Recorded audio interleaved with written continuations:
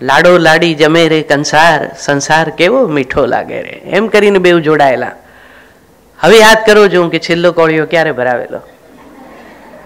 આપણે કોઈની રવિવારની સવાર બગાડવી નથી, પણ મુદ્દો બારીક એ જ છે કે ત્યારે જે પબ્લિક જાહેરાત કરી, તમે ઉપાડીને આમ કોળિયો ભરાવતા ભરાવતા, તમે સંસ્કૃતના જે શ્લોક છે એ બહુ સૂચક છે. એમાં એમ કહ્યું છે, અને ભારતીય ટુગેધરનેસનું તત્વચિંતન એમાં છે.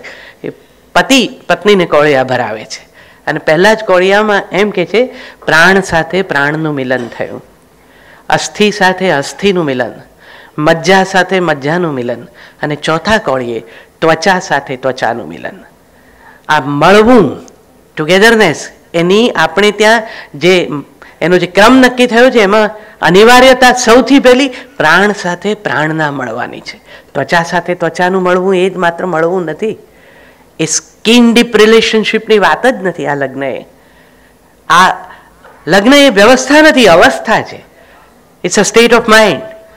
તમને અંદરથી થવું જોઈએ કે તમે કોઈ સાથે જોડાવા માંગો છો, અને એ બહુ અઘરું છે. એ વિશે જો પૂરા પ્રામાણિક હોઈએ અને પૂર્ણ પ્રતિબદ્ધતાથી એ નિર્ણય લેવાનો આવે તો બહુ વિચારવું પડે એવું છે. એટલે જ આપણી નિરાશ છે. આ લગ્નો સંસ્કૃતમાં કરાવે છે ને એટલે જ છે, કારણ કે જે બેઉ જણા બેઠા છે એમને કે હાજર રહ્યા છે એમને કોઈને સમજવું નથી કે શાસ્ત્રીજી શું કહે છે.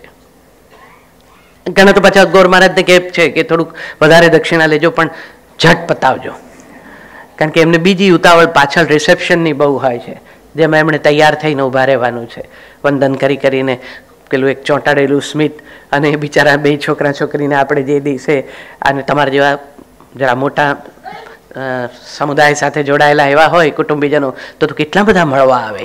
હવે બધાની ઓળખાણ કંઈ આ બેને યાદ રહી એ ક્ષણે, આ કાકાની દીકરીનો મામાનો છોકરો છે, ત્યાં સુધીની વાતો એ સાંભળતા સાંભળતા બે જણ જે ઊભા હોય છે, એટલે એ પ્રોસેસનો મહિમા આપણે ત્યાં એટલો બધો વધી ગયો છે કે ખરેખર પેલી જે મહત્વની ઘટના છે લગ્ન, એના શ્લોક, એનો ભાવ એ સમજવાની કોઈનામાં ધીરજ જ નથી. અને એટલે જ આજે હવે એટલે પહોંચ્યા છીએ કે આજે પરણાવે છે, જીવનભર જોડાવાની, આશીર્વાદ આપવાની જેને સરકારે, જેને પ્રકૃતિએ અને પરમાત્માએ પરવાનગી આપી છે, એવા ગૌર મહારાજ સાયકલમાંથી મોપેડ સુધી પહોંચ્યા છે, અને કન્ફર્મ છૂટાછેડા અપાવનારા વકીલો પાસે ગાડીઓ છે. સમાજને શું જોઈએ છે? ટુગેધરનેસની અત્યારે પરિસ્થિતિ એવી છે કે તમે ચાંદલો કરીને નીકળ્યા હો ને ઘેર પહોંચ્યા હો, અને આપણે એના લગ્નમાં શું જમ્યા તેની વાત કરતા હોય, ત્યાં પેલા બે જણા ખાધા ખોરાકીના દાવામાં કઈ રકમ નક્કી કરવી એ નક્કી કરતા હોય. બહુ જ અજંપો છે. નાની નાની વાતે જા હવે નથી રમતો, જા હવે નથી રમતી જ. કોઈ કોઈને ચલાવી લેવા માંગતું નથી. પડ્યું પાન નિભાવવા વાળી વાત હવે નથી, અને ન હોય કાંઈ. શાના માટે કોઈએ ટોલરેટ કરવું જોઈએ જે ન ગમતું હોય એવું? એ સ્વાતંત્ર્યને તો સન્માન જ હોય, એનો વિરોધ ન જ હોય. એટલું બધું કંઈ ઝૂકી જવાની કોઈના માટે જરૂર નથી, કારણ કે આ આખું જોડાવું એ બેઉ એકમેકના અસ્તિત્વનો અને વ્યક્તિત્વનો સ્વીકાર કરે છે, એનો આદર કરે છે, ત્યારે શક્ય બને છે. તમે કોઈના માલિક નથી. તમે આપણે ત્યાં પ્રેમના જે બે વ્યવધાનો છે મહત્વના, આ સેન્સ ઓફ પોઝેશન અને સેન્સ ઓફ પોઝિશન બે જ છે.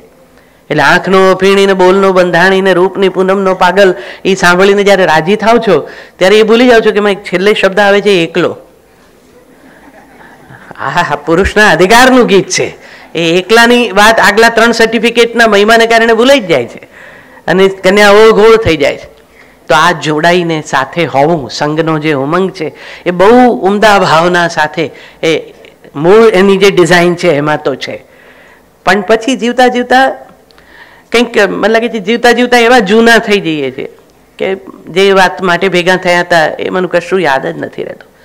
હું ઘણી વખત મારા વક્તવ્યમાં એવું એક કામ સોંપું છું મારા શ્રોતાઓને, યુગલોને, કે આજે આ રવિવારે આપણે સવારે ભેગા થયા, તમે આવતા રવિવાર સુધી એક ડાયરી રાખો બેઉ જણા, અને બેઉ નોંધ કરો કે આપણે આ અઠવાડિયામાં એકમેક સાથે શું વાતો કરી. આવતા રવિવારે બેઉ ભેગા થઈને હિંચકો ખાતા ખાતા ડાયરી ટેલી કરજો, ત્યારે તમને ખબર પડશે કે આ વાતો કરવા પરિણ્યા હતા. કરવા જેવી તો એક પણ વાત છેલ્લા કેટલા વખતથી કરી જ નથી. કોઈ સેન્સ ઓફ એપ્રિસિએશન પણ ક્યાંય નથી આવ્યું, અને બંનેને હવે ટેવ પડી ગઈ છે. આમને વખાણવાની નથી ને આમને હવે વખાણ સાંભળવાની ઈચ્છા એ પૂરી થઈ ગઈ. 3 દિવસ દાળ સરસ મીઠી મજાની ચાખી હોય, ચોથા દિવસે ના સારી થઈ હોય ત્યારે કહે છે કે દાળ બરોબર નહોતી, પણ આગળ 3 દિવસ સારી હતી ત્યારે કીધું કે સારી હતી. પણ કીધું સારી હોય ત્યારે તો શું કહેવાનું, બરોબર ન હોય ત્યારે જ ધ્યાન દોરીએ ને. સારી હોય ત્યારે પણ ધ્યાન દોરો તો પેલી જે તમે ટીકા કરી એનું કંઈક પણ વજન પડશે. પણ ચોથા દિવસે યાદ કરીને કે તે પેલી સોમવારે બનાવેલું ને એ ભીંડાનું શાક બહુ સારું હતું, એ સોમવારે જ કહી દેવાય, શનિવાર સુધી રાહ ના જોવાય. આપણે જ્યારે આ એપ્રિસિએશનની નોટ પાસ ઓન કરવાની છે ત્યારે નથી કરતા, અને પરિણામે કેટલીક જે ઝીણી ઝીણી ઝીણી કટુતાઓ ભેગી થાય છે ને એ છેલ્લે એવી ઝેર જેવી બની જાય છે ને જિંદગીને બનાવી દે છે કે પછી ગમતું નથી એકમેકાનું સાથે હોવું. આ તો સંગાથે સુખ શોધીએ મારું એક ગીત છે, એની એક પંક્તિ છે. તમે પંખીઓને માળો બાંધતા જો જોયા હોય ચકાચકીને તો તમને એ ખબર પડે. હવે તો આપણી ત્યાં એવી વ્યવસ્થા ન રહી ચકાચકી ઘરમાં આવી શકે. મોડર્ન કન્સ્ટ્રક્શનમાં તો સ્કોપ પણ નથી. એવી સરસ રીતે બિલ્ડર્સ ડિઝાઇન કરે છે કે પંખી ઘરમાં જ ના આવી શકે. અસલમાં તો એવા હવા બારી ને હવા જાળિયા કંઈક કંઈક હતા કે જેમાં થઈને પંખીઓ આપણા ઘરમાં આવી શકતા, અને ઘરમાં આવતા ને માળો બાંધતા.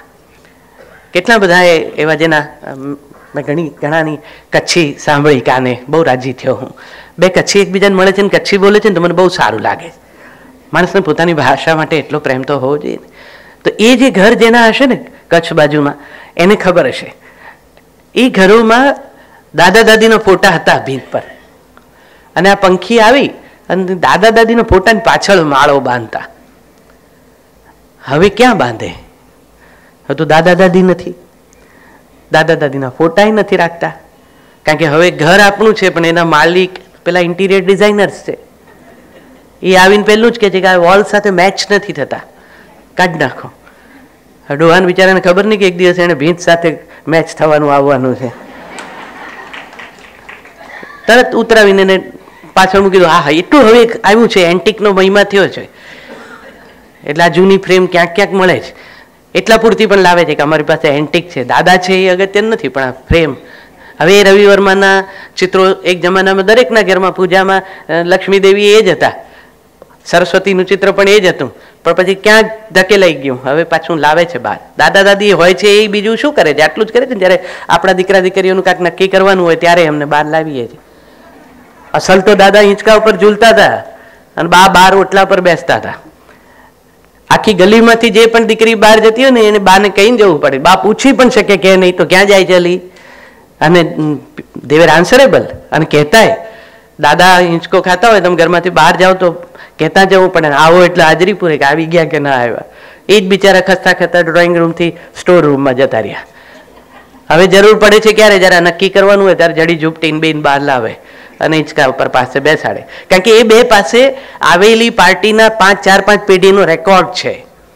એને ખબર છે કે ત્રીજી પેઢી આની ડોશી ગાંડી થઈ ગઈ હતી, એની દીકરી આપણે ના લેવાય. આપણી પાસે તો વિગતો નથી ને આપણા મનનું કોઈ આપે એમ નથી. તો આ જે હતું એ દાદા દાદીના ફોટા પાછળ ચકોચકી માળો બાંધતા. એને માળો બાંધતા તમે જુઓ ને તો તમને ખબર પડે ચકી ને ચકો બંને ઉડે, બંને જણા તણખલા લાવે છે. એટલે ચકાચકીના માળામાં બંનેની પસંદગીના તણખલા છે. એટલે એમને વાસ્તુ પૂજનની જરૂર નથી પડતી, ગ્રહ શાંતિની જરૂર નથી પડતી. તમે કોઈ ચકાચકી ડિવોર્સના કેસ કર્યા હોય એવું આવતું નથી ક્યાંય. એ લોકો રહે છે, ન ફાવે ત્યારે ઉડી જાય છે, પણ એમનો માળો બંનેની પસંદગીના તણખલાનો જ.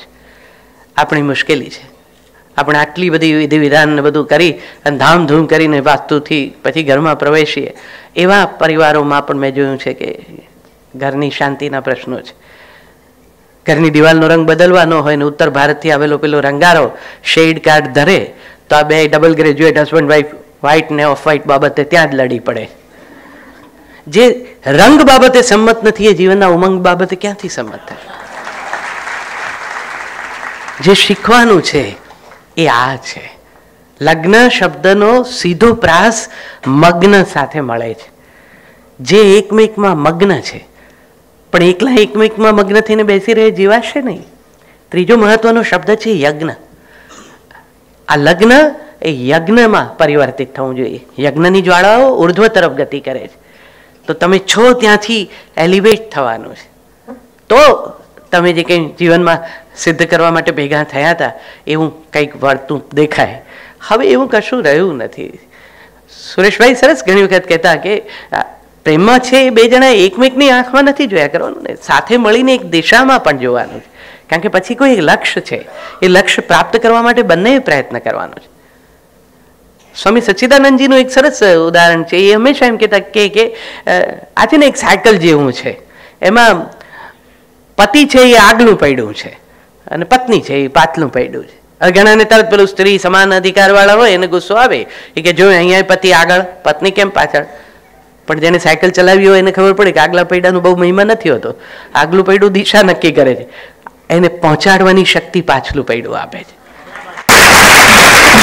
દિશા નક્કી કરવાની છે, એક શક્તિ પૂરી પાડવાની છે, તો યાત્રા સફળ થાય. બંનેનો મારો પોતાનો ડિફાઇન્ડ રોલ છે. કોઈએ ટ્રેસપાસિંગ કરવાની જરૂર જ નથી, કોઈએ કોઈના સમોવડિયા થવાની જરૂર નથી. બંને સંપૂર્ણ છો પોતાનામાં. આનામાં કંઈક ખૂટે છે એટલે આ આવે છે એવું નથી. બંને પોતાનામાં પૂર્ણ છો, સાથે ભેગા થઈને એક વિશેષ પરિપૂર્ણતાનો અનુભવ કરવાના છો, એટલે ભેગા થયા છો. અને કંઈ આપણી લડાઈ એ છે કે આનો પડઘો બનવી જોઈએ, આ એના પ્રતિબિંબ ઝીલતા હોય એવા બનવા જોઈએ. કાર્યક્રમોમાં અમે ઘણીવાર જોઈએ કે આમ બેન જ્યાં એક કાર્યક્રમમાં બેઠા હોય તો એ પોતાની જગ્યાએથી ઊભા થાય ને બહાર નીકળવા માટે, તો ઓડિટોરિયમના એક ખૂણેથી એક ભાઈ ઊભા થઈને આપોઆપ જ બહાર નીકળવા માંડે. એટલું બધું રિમોટ કંટ્રોલવાળું દાંપત્ય હોય છે ઘણાનું. આપણને ખબર કે આને આમ પેલાને ત્યાં ક્યાંથી ખબર પડી ગઈ, પણ એને ખબર પડી કે હવે છૂટકો નથી. એને ગમે એટલો રસ પડતો હોય પણ અહીંયાથી પાર્ટી ઊભી થઈ ગઈ છે એટલે આને હવે સંકેલવું જ પડે. તો પણ હળવાશથી જીવતા જીવતા એકમેકને અનુકૂળ થતા થતા અનુકૂલન સાધવું એ સંજ્ઞા ઉમંગની પ્રાથમિક શરત છે. કારણ કે બે છે જુદા એટલે જ તો ગોઠવવાનું છે. પ્રકૃતિમાં તમે જુઓ ક્યાંય કોઈ એક સરખા છે નહીં. સમુદ્ર તરફ જતી નદીઓ એ મીઠી જ છે, સમુદ્ર ખારો છે. મીઠાઈ શું કામ ખારા પાસે જવું જોઈએ? પણ એ જાય છે. ઘણાને એવું લાગે છે કે નદીઓ સમુદ્રમાં ભળીને આત્મઘાત વહોરે છે. વાસ્તવમાં એ આત્મવિસ્તાર સાધે છે. એ જાણે છે કે આનામાં હું ભળીશ, વળી પાછા સૂર્યના તાપથી તપશું, એક તપ કરી પછી પાછા વરાળ સ્વરૂપે ઉપર જશું, વાદળ બંધાશે, વળી વરસશું અને પાછા આ જ યાત્રામાં પાછા આવીશું.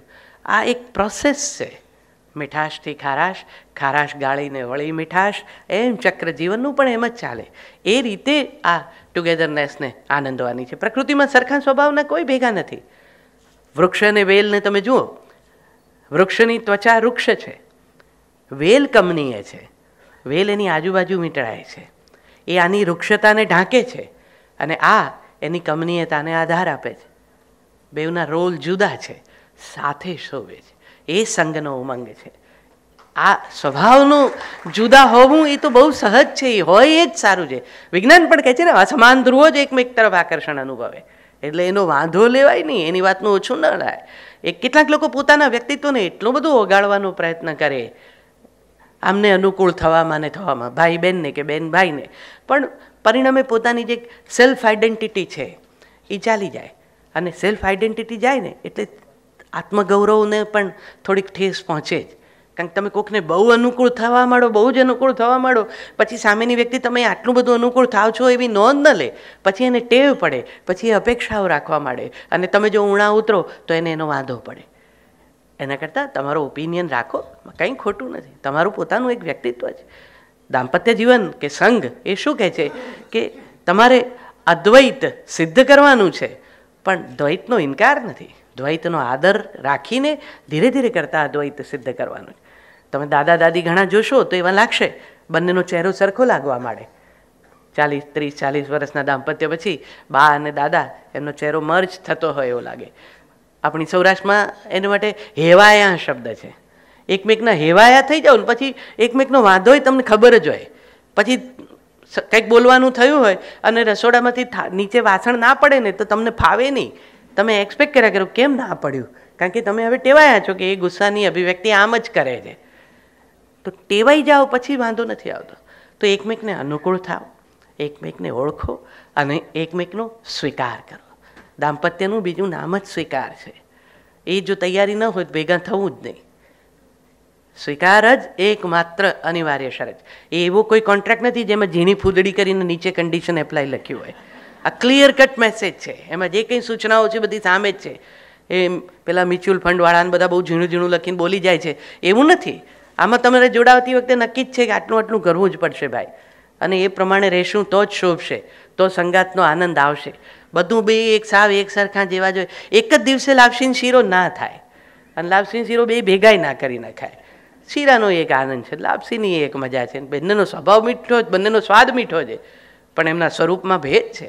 તો એ સ્વરૂપ ભેદનો પણ આદર કરતા શીખીએ આપણે. તે એટલું બધું એકબીજાને આમ મારી મચડીને અનુકૂળ થઈ જવાવાળી વાતનું મહિમા થઈ ગયો છે દાંપત્ય વિષયમાં, કે પરિણામે આજની પેઢીને આ આખી વાત ગળે નથી ઉતરતી. એટલે આ જંપો વધ્યો છે. મારા, તમારા, આપણા બધાના અવલોકનમાં એવા કેટલા બધા પરિવારો છે. હવે તમે જો દીકરા દીકરીઓ પરણવાનું ટાળે છે. લગ્ન નામની આ વ્યવસ્થા વિશે બહુ જ્ઞાતિઓએ, આપણા લાયન્સ જેવા સોશિયલ પ્લેટફોર્મે ઘણું બધું વિચારવું પડશે. એ લોકોને સાચી સમજણ આપવી પડશે. હવે એક ભય છે એમને કે કાયમનું જોડાઈ જવાથી કેટલાક બંધન થઈ જશે, અને એની તૈયારી નથી એટલે ટાળે. પછી આ લીવ ઇન નામની રિલેશનશિપ ડેવલપ કરી કે જેમાં અનુકૂળતા પ્રમાણે જ રહેવું. બાળક તો લગભગ વાર્તામાંથી હવે અદૃશ્ય થવા માંડ્યા. કેટલા બધા પરિવારો, દંપતીઓ એવા છે કે જે લોકો લગ્નના 5, 7, 10 વર્ષો સુધી બાળકમાં પડતા નથી, જ્યાં સુધી એકમેકમાં વિશ્વાસ ન ઊભો થાય ત્યાં સુધી. આ સોસાયટી થઈ રહી છે. અને આપણે તો એને આગળ, પ્રકૃતિની તો ઈચ્છા છે કે આ સંસાર ચાલ્યા કરે, એને આવી રીતે રોકી દેવાનું મન કુદરતને તો નથી. તો આપણે લોકોએ જ આપણા સંતાનોમાં આ એક વિચાર મૂકવો પડશે કે બંનેની જરૂર છે, બંનેથી શોભે છે બધું. પણ અને પ્રેમ તો એવી અદ્ભુત અનુભૂતિ છે, એના વગર તો બધું ડ્રાય છે. આ ઋતુ કેમ ગમે છે? આ વાવણીની ઋતુ છે. અહીંયા જે આ વખતે વવાયું એ જ ઉગી નીકળવાનું છે. તો વહાલ વવાય તો કેટલું સુંદર. આપણે ત્યાં અપેક્ષાઓ સિનેમાઓએ, વાર્તાઓએ, કવિતાઓએ, કવિઓએ એવી ઊભી કરી દીધી છે ટુગેધરનેસની રમ્ય, કે બધાને એવું થાય છે કે આવી જાતનું ડિઝાઇન્ડ દાંપત્ય જ હોય. દાંપત્યમાં પૂર્ણતા છે નહીં, એ આદર્શ છે. કોઈ મેળવી નથી શક્યું. બધાએ એ વિશે સંઘર્ષ કર્યો છે, પ્રયત્ન કર્યો છે, અને થોડુંક બાકી રહી ગયું છે. થોડુંક બાકી રહ્યું છે એટલે તો ઇન્ટરેસ્ટિંગ છે. જે ચોપડી આખી વંચાઈ જાય એમાં કોને રસ પડે? આ તો એવું પુસ્તક છે કે જેને નિત્ય નૂતના, તમારે સતત પોતે જ એના ચેપ્ટર્સ નવા લખતા રહેવાના છે, તો જ એ રસપ્રદ બનશે. એટલે જે બોર્ડમ, જે કંટાળો આવે છે મોટા ભાગનાને, એ ફરિયાદ પણ સ્ત્રીઓ થોડીક જો હોય સંબંધમાં મુખર તો કહેતી હોય છે કે તમે હવે પહેલા જેવો પ્રેમ નથી કરતા. હવે આ પહેલા જેવો એટલે કયો? સ્ત્રીઓના કેટલાક પ્રશ્નોના તો ઉત્તર બહુ અઘરા હોય છે. એમ કે છે કે તમે હવે મને પહેલા જેટલું ચાહતા હતા ને એવું નથી ચાહતા. કેટલીક વખત વર્ષો પછી તો એમ પણ પૂછે છે કે તમે મને કેમ પ્રેમ કરો છો? કારણ કે કેટલાકની એ શોધ જ ચાલ્યા કરતી હોય છે કે તમે મારામાં એવું શું જુઓ છો, એને કશુંક સાંભળવું છે, પણ આપણી પાસે એના ઉત્તરો હોતા નથી. તો આ પહેલાં જેવો પ્રેમ, એનો અર્થ એ કે પહેલાં કશુંક કરતા હતા વિશેષ, એમાંથી હવે ઓટ આવી છે. ભરતીનો જ કેવળ મહિમા છે, ઓટનો નથી.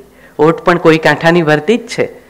તો તમે સેટ એ બાબતે અનુકૂળ થાઓ ને ઓટને બદલે હવે આવનારી ભરતીની વાટ જુઓ, તો પ્રેમ પહેલાં જેવો થાય. મનોચિકિત્સકો મિત્રો હોય છે એમ કહે છે કે અમે બધા આવા કિસ્સામાં ફ્લેશબેક ટેકનિક અપનાવવાનું કહીએ છીએ કે ભાઈ તમે જ્યારે એકમેકના પ્રેમમાં હતા, અથવા તો જ્યારે તમને મજા આવતી હતી એકબીજાની સાથે, એ દિવસોને યાદ કરો, એને રિવાઇવ કરો, રિલીવ કરો,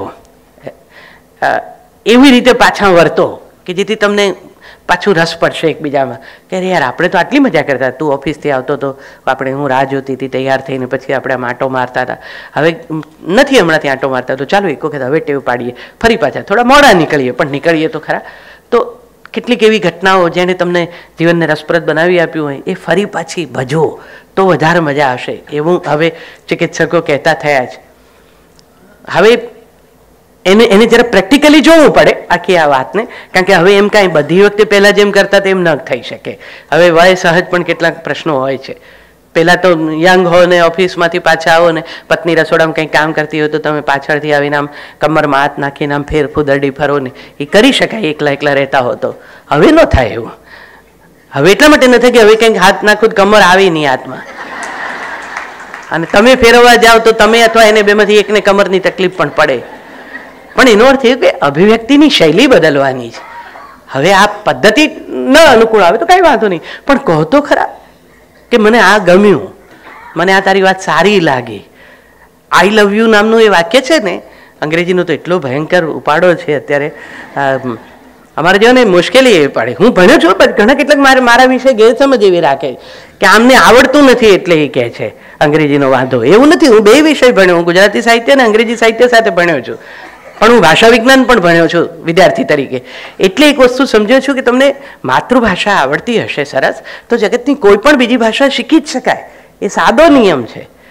આજે મહાનગરોમાં તો ખૂબ ચાલ્યું છે. અહીંયા હું જોઉં છું કે વાત કરતા હોય તો હું હોઉં ને એટલે કેટલાક પ્રયત્નપૂર્વક ગુજરાતી બોલે. એને કદાચ એમ આવતી હશે દયા કે આને નહીં સમજણ પડે. એવું સાવ નથી. એમ તો હું સમજી જાઉં ઇંગ્લિશ બોલે તો, પણ પર્યાયવાચી શબ્દો ગુજરાતીના જડતા નથી વાત કરતા. તો ભાષા વિજ્ઞાની તરીકે હું જાણું છું કે ભાષા એ સંપર્કનું માધ્યમ છે. It's a tool. મારે તમને જે મારા મનમાં છે એ એવી રીતે કહેવું છે કે જેથી તમારા મનમાં એ પહોંચે, વવાય અને વિચાર તરીકે ઉગે. તો એને માટે મારી પાસે એક સાધન ભાષા છે. હવે એ ભાષાને મારે એવી રીતે ઉપયોગમાં લેવી જોઈએ મારા શ્રોતાની શબ્દ ભંડોળની ક્ષમતા વગેરે જોઈને કે મારી વાત નકામી ના જાય. એમાં જરૂર પડે અંગ્રેજી શબ્દો આવે. મને કાલે જ એક વડીલે ક્યાંક મારી કોઈ આવી યુટ્યુબ ક્યાંકથી જોયું હશે, 85 વર્ષના ક્યાંક બેંગ્લોર કે ક્યાંકના કાકા હતા. એમણે મને ફોન કરીને કહ્યું કે તમે જ્યારે વાત કરો તો તમારે અંગ્રેજી શબ્દનો ઉપયોગ ન કરવો જોઈએ, તમારે ગુજરાતી જ બોલવું જોઈએ. કારણ કે આપણા સંસ્કૃતને બધું વેદ ને બધું સંસ્કૃતમાં છે ને, એમાં ક્યાંય બીજી ભાષાનો પ્રવેશ નથી. મેં કાન પકડ્યા. મેં કહ્યું સાચી વાત છે આપની, પણ ભાષક તરીકે હું એમ માનું છું કે હું જે માનતો હોઉં એ જો મારે વાત સમજાય એવી રીતે કરવી હોય અને જે અંગ્રેજી શબ્દોનો હવે સહજ સ્વીકાર છે એનો ઉપયોગ કરવો જોઈએ. હવે આપણી ભાષામાં ભદ્રમભદ્ર જેવી નવલકથા લખીને રમણભાઈએ આપણું ધ્યાન દોર્યું જ કે અતિરેક કરશો પંડિત્યનો તો આવું થશે. પછી અગ્નિરથ વિરામ સ્થાન કહો તે ના ચાલે. સ્ટેશન કહો એટલે સમજી જ જાય માણસ કે આ રેલવે સ્ટેશનની જ વાત છે. એમાં અગ્નિરથ વિરામ સ્થાન કરવાની જરૂર નહીં. એમાં મને જ એકલાને આનંદ આવે, જેને કહું છું એને સમજાય નહીં. તો ભાષા એ સંપર્કની ભાષા છે. એટલે એક હોય છે સંપર્ક ભાષા, કનેક્ટ લેંગ્વેજ. એક મેઇન લેંગ્વેજ છે આપણી જે રોજના ઉપયોગની આપણે લોકો લઈએ. વત્તા તમારી પાસે ડાયલેક્ટ છે આ કચ્છી જેવી, તો તમે તમારી ડાયલેક્ટને જીવતી રાખો.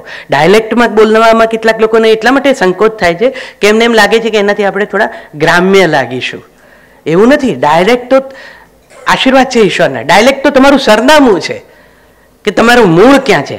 અડધી દુનિયા રૂટ્સ શોધે છે, તો તમને તો તમારી બોલીએ તમારું રૂટ ક્લિયર કરી આપ્યું છે. આ તો કચ્છના છે, અને કેવું સરસ રીતે તમે કચ્છ સુધી જતા રહી શકો છો. અહીંયા બેઠા બેઠા એક ક્ષણમાં એક બોલીનો ઉપયોગ કરો છો તો મુંબઈથી ઓડીને ભુજમાં ભચાઉમાં પહોંચી જાઓ છો.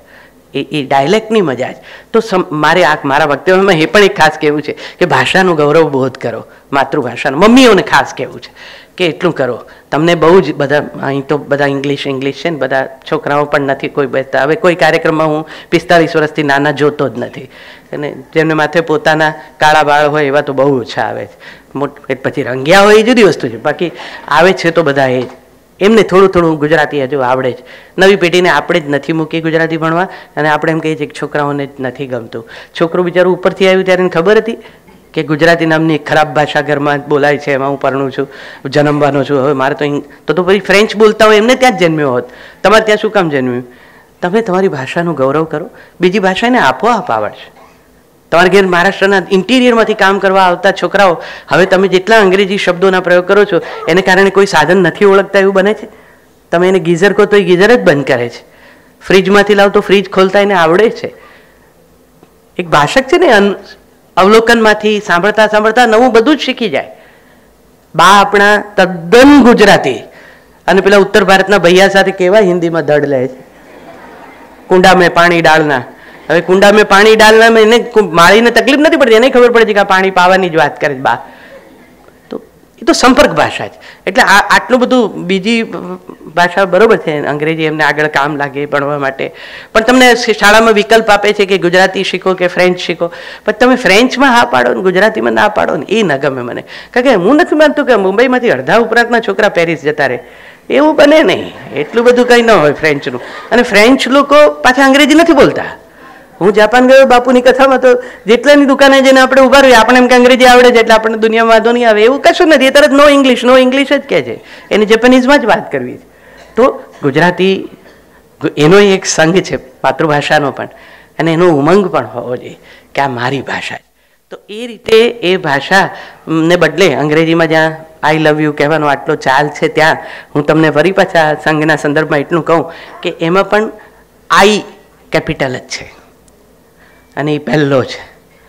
જે એમ કહે છે કે હું તમને ચાહું છું, તમારા ઉપર ઓઘો છું, એનો આઈ તો ઓગળતો જ નથી, પહેલો જ રહે છે.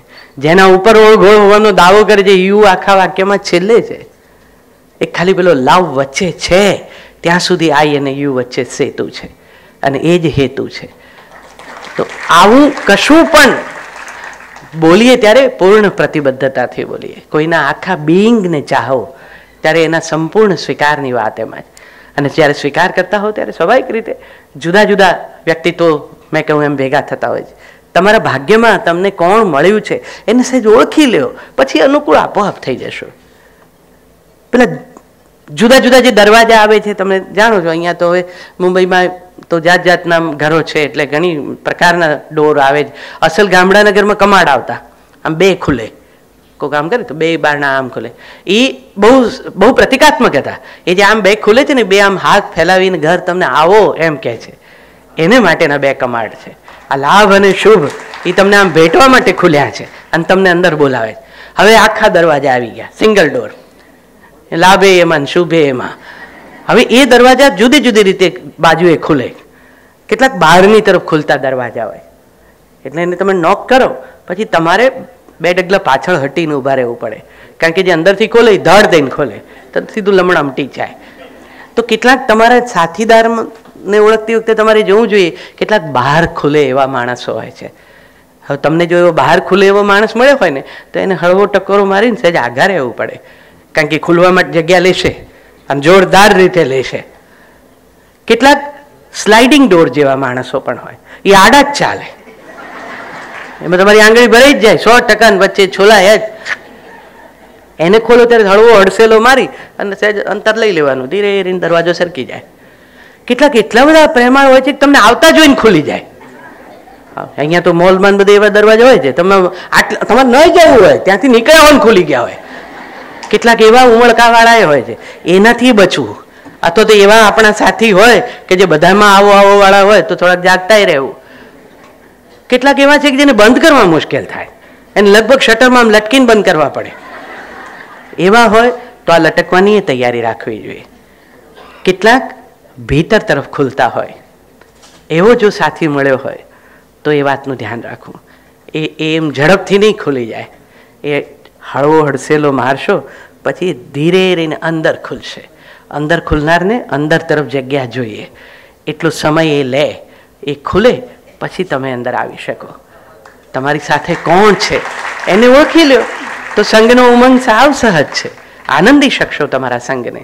બસ એટલું ધ્યાન રાખો તો જીવવું, સાથે જીવવું એ એટલું બધું કપરું નથી. પણ સતત એકમેકની પરીક્ષાઓ લેવી, એકમેકને વાંચતા હોય એવી રીતે જ કરવું ને. આમાં આ સાધન આવી ગયું છે એને તો ઝૂરવાનું જ બંધ કરી દીધું છે. આને કારણે 24 કલાકની ચોકી છે. આ જેવું બહાર નીકળીને ઘંટડી વાગે ને ઘરના ન હોય ને ઉપાડો એટલે કોઈ દિવસ એવું પૂછતા નથી કેમ છો, એમ જ પૂછે છે ક્યાં છો, કારણ કે જ્યાંનું કહીને ગયા છે ત્યાં નહીં જોય એવી એને ખાતરી. આ પાછા એમ કે મંદિરમાં, એટલે એ કે ઘંટ વગાડો. આવું જો દાંપત્ય થયું એને હળવાશથી લો તો વાંધો જ નથી, પણ જે સતત શંકા કરવાની વૃત્તિ છે એ મોટાભાગના સંબંધોના સંઘના ઉમંગને પંક્ચર કરે છે. કોઈના જીવનમાં સતતનું સાનિધ્ય એ સ્નેહનું પ્રતીક નથી, એ ચોકીદારી છે, એ શંકા છે. એમ તો ચાડીઓ ખેતરમાં 24 કલાક હોય છે, પણ ખેતર નો થઈ નથી શકતો. એનું સાનિધ્ય તો દિવસ રાતનું, ખેતરમાં હર્યું ભર્યું ખેતર હોય એની બરોબર વચ્ચે, પણ એ ખેતરમાં ઉગ્યો નથી, ખેતરમાં ખોડાયો છે. એને મૂળ નથી નાખ્યા. એને મૂળ નાખ્યા હોત તો એને ખબર પડે કે ખેતરની અપેક્ષા શું છે. એક નાનકડું પંખી આવીને કણસલામાંથી એક દાણો લઈને ઉડી જાય એનાથી ખેતર ગરીબ નથી થતું. પણ ચાડિયાને એ સમજ જ નથી. એને ખબર છે કે મને અહીંયા ચોકી કરવા બેસાડ્યો છે. કેટલાક લોકો દાંપત્યના ટુગેધરનેસમાં આવા ચાડિયાની ચોકી જેવા સાનિધ્યમાં માનતા હોય છે. એ સતત હાજર રહેવાનો પાછો દાવો કરતા છે, અમે તો એમ સતત એમની જોડે જ હોઈએ છીએ. અરે ભાઈ, એની ઈચ્છા નથી તું સતત એની જોડે રહે.